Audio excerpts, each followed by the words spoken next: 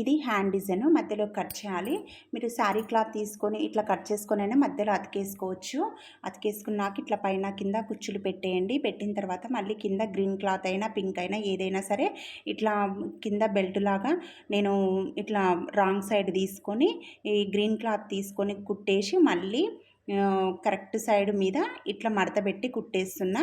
ఇట్లా సింపుల్గా కుట్టుకోవచ్చండి. ఇదొక డిజైను.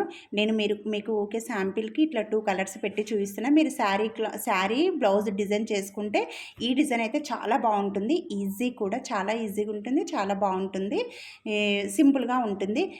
అలాగే నా వీడియోలలో మంచి మంచి వీడియోస్, మంచి మంచి హ్యాండ్స్ డిజైన్స్ అయితే ఉన్నాయి.